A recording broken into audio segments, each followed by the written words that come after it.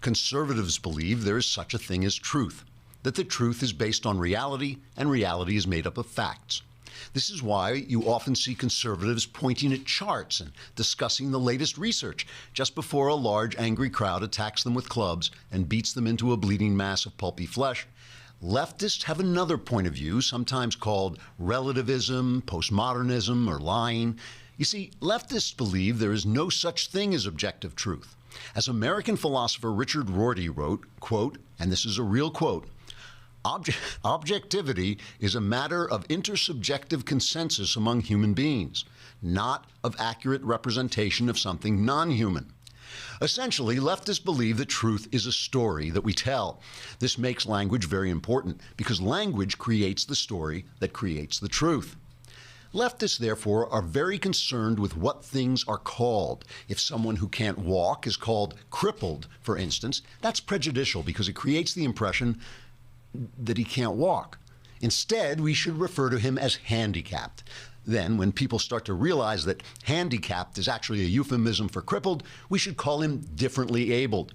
And when that comes to mean crippled, we should call him special. And because leftists believe that truth is just a story we tell, they are very good at telling stories. That's why leftists are very successful at creating fiction, as they do in Hollywood and in the New York Times. Finally, because leftists believe the truth is just a story, they have to make sure that stories they disagree with don't get told. This explains why leftists blacklist conservatives in Hollywood, why they commit acts of violence when conservative speakers come to universities. You see, leftists believe their story is a great one. It's a story of equality and peace and universal love. So if you disagree with it, they'll destroy you.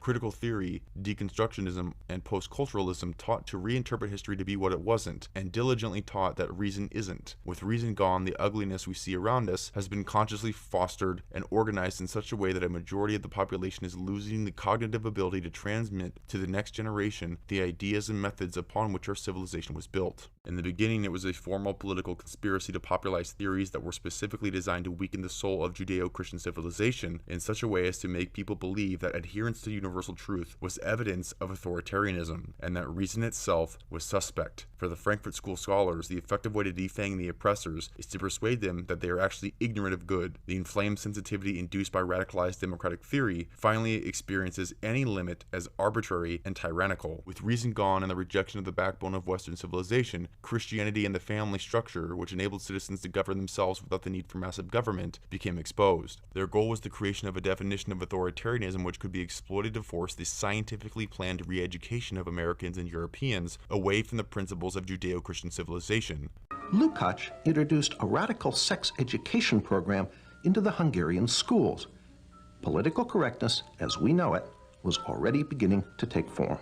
He tried to actually undermine the unity of the family, and that was one of the reasons that he tried to introduce sex education. Laszlo Pastor, a leader in the Hungarian resistance against the communist takeover of Hungary after World War II, explains why children were targeted. It's always much tougher to convert an adult, to do something what he was taught not to do. The key to the Frankfurt School's work on culture was the crossing of Marx with Freud. The addition of Freud adds a new element of being sexually repressed and need of liberation. Freud's element of sexual repression justifies the sexual liberation movement and the practice of polygamy and sexual promiscuity, which have long been discouraged in Western society. He provided a license for the centrality of sex in the public life. Freud was unknowingly following in the line of Hobbes, who said that each man should look at what he feels, not thinks. In principle, he was supposed to long to be all virtue, to break free from the chains of bodily desires. This absoluteness of desire, uninhibited by thoughts of virtue, is what is found in the state of nature. It represents the turn in philosophy away from trying to tame or perfect desire by virtue and toward finding out what one's desire is and living according to it. All higher purpose in nature, which might have been consulted by men's reason and used to limit his passion, has disappeared. The key to the entire Frankfurt School program is the liberation of Aristotelian eros. Destroy eros, destroy the family, destroy Christianity, and together equal the socialist revolution. The eroticism of the counterculture meant much more than free love and a violent attack on the nuclear family. It also meant the legitimization of philosophical eros, an element which is central to political correctness, and that's the sexual element. Marcuse's Eros in Civilization condemned all restrictions on sexual behavior, calling instead for polymorphous perversity. Polymorphous perversity helped open the door to aspects of political correctness, such as gay liberation. This is his idea of what human society, a good human society, should be based on, was a certain kind of polymorphous perversity and narcissism, which by liberating non-procreative eros, was his term, we would find great enlightenment and great happiness. This was supposed to be the key to utopia. The 60s, I mean, it was a way of, people always think up complicated theories to, do what they want to do. People wanted to do a lot in the 60s. Herbert Marcuse, gave them the intellectual justification for having a lot of sex with a lot of people, a lot of the time. Marcuse argues that under a capitalist order, repression is the essence of that order. We can envision a future if we can only destroy this existing oppressive order in which we liberate eros, we liberate libido, in which we have a world of polymorphous perversity in which you can do your own thing. Marcuse led the way for the complete revival of the rest of the Frankfurt School theorists, reintroducing the long-forgotten Lukács. People were trained to see themselves as objects determined by their natures. The importance of the individual was replaced by the idea that the person is important because he or she is a black or a woman or homosexual. Discussion of women's civil rights was forced into being just another liberation cult, complete with bra burning and other rituals, demonstrates their complete reliance on Frankfurt School leaders and other Freudian extremists. Freedom of speech has given way to freedom of expression, in which the obscene gesture enjoys the same protected status as demonstrative discourse. All that has really happened is that reason has been knocked off its perch, is less influential and more vulnerable as it joins the crowd of less worthy claims. This popularization of life as an erotic, pessimistic ritual did not abate, but in fact deepen over the 20 years leading to today. It is the basis of the horror we see around us. The heirs of Marcuse and Adorno completely dominate the universities, teaching their students to replace reason with politically correct ritual exercises. The Frankfurt School's original 1930s survey work included the authoritarian personality, which was based on the psychoanalytic categories developed by Erich Fromm. Fromm claimed that human civilization was originally matriarchal. Later, Fromm utilized this theory to claim the support for the nuclear family was evidence of authoritarian tendencies. In Fromm's view, masculinity and femininity were not reflections of essential sexual differences, they were derived instead from differences in life functions, which were in part socially determined. Therefore, sex was a social construct. Another new member was Erich Fromm. Fromm, a practicing psychoanalyst, was noted for his radical Marxist social psychology.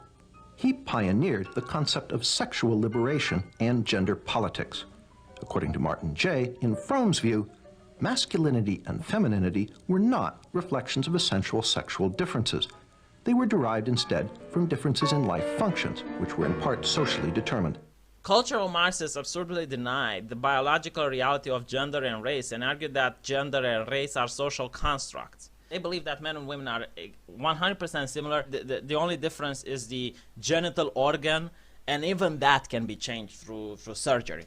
Coming back to the situation people face on campus, Marcuse defines liberating tolerance as intolerance for anything coming from the right and tolerance for anything coming from the left. Its authoritarian personality work was designed to identify people who were not sufficiently revolutionary so that these people could be re-educated. When the Frankfurt School expanded its research after World War II, its goal was to measure adherence to the core beliefs of Western Judeo-Christian civilization so that these beliefs could be characterized as authoritarian and thus discredited. The Frankfurt School's authoritarian personality profile was a weapon to be used against its political enemies. It is the measure of our own cultural collapse. That this definition of authoritarianism is acceptable to most citizens and is freely used by political operations like the Anti-Defamation League and the Southern Poverty Law Center to demonize their political enemies. It is this extreme version of the authoritarian personality thesis which is the operant philosophy of today's Cult Awareness Network, a group which works with the U.S. Justice Department and the Anti-Defamation League, among others. Using standard Frankfurt School methods, they identify political and religious groups which are its political enemies, then relabels them as a cult in order to justify operations against them. In other words, any adherence to Western Judeo-Christian beliefs is a form of repression, and this is what people say marginalizes other groups.